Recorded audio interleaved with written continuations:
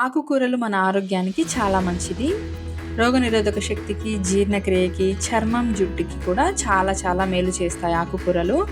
వీటిలో ఒకటైనటువంటి పాయలాకుతోటి, గంగపాయలాకును కూడా పిలుస్తారు, దీంతోటి పెసరపప్పు వేసి ఫ్రై చేసుకుందాం. ఆకుకూరని ఫస్ట్ బాగా కడిగి పక్కన పెట్టేసుకోవాలి. నెక్స్ట్ స్టవ్ ఆన్ చేసి ఒక ప్యాన్ పెట్టేసి ఒక 2-3 టేబుల్ స్పూన్ల ఆయిల్ వేసి, 1 టేబుల్ స్పూన్ పోపు దినుసులు, 2 ఎండుమిర్చిని, 4-5 వెల్లుల్లిని కొంచెం దంచి వేసుకోవాలి. ఇవన్నీ కాస్త ఫ్రై అవ్వాలి.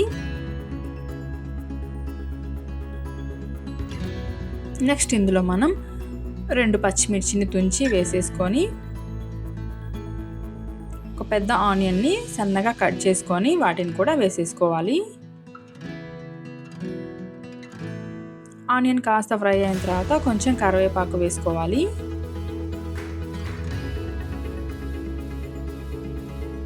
నెక్స్ట్ మనం బాగా కడిగి పెట్టుకున్న పాయలాకుని మొత్తం ఇందులో వేసేసుకొని ఒక 10 మినిట్స్ పెసరపప్పుని నానబెట్టుకుంటే సరిపోతుంది. నేను ఇక్కడ ఒక 1/2 కప్ పెసరపప్పు తీసుకున్నా. ఇలా కొద్దిగా నానిన పెసరపప్పుని వేసేసుకొని ఆకుని, పెసరపప్పుని మొత్తం బాగా ఇలా మిక్స్ చేసుకొని ఒక మూత పెట్టేసుకొని ఒక 5 మినిట్స్ ఉడికించుకోవాలి. ఇలా ఆవిరికే ఆకు, పెసరపప్పు నీట్గా మగ్గిపోతుంది.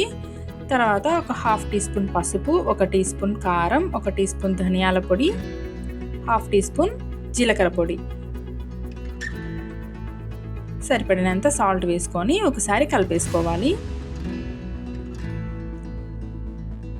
ఇలా మొత్తం కలిపేసుకున్న తర్వాత కొద్దిగా వాటర్ పోసుకొని, ఎక్కువ వాటర్ పోయకూడదు, కొంచెం వాటర్ పోసుకొని, ఎక్కువగా నీళ్లు పోయకూడదు, కొంచెం వాటర్ పోసుకొని మూత పెట్టేసుకొని కొద్దిగా మగ్గించేసుకోవాలి. ఒక 10 మినిట్స్ తర్వాత మూత తీసి ఒక్కసారి కలిపేసుకోవాలి. ఇలా కలిపేసుకుంటే మన పాయలాకు పెసరపప్పు ఫ్రై రెడీ అయిపోతుంది. అన్నంలోకి, చపాతీ, రోటీ దేంట్లోకైనా సరే ఇది చాలా బాగుంటుంది. ఒకసారి మీరు కూడా ట్రై చేయండి. ఆకుకూరలు వీక్లీ కనీసం 2 సార్లైనా తీసుకుంటే మన ఆరోగ్యానికి చాలా మంచిది. Thank you for watching. Please subscribe my channel. Like చేయండి, షేర్ చేయండి. Thank you.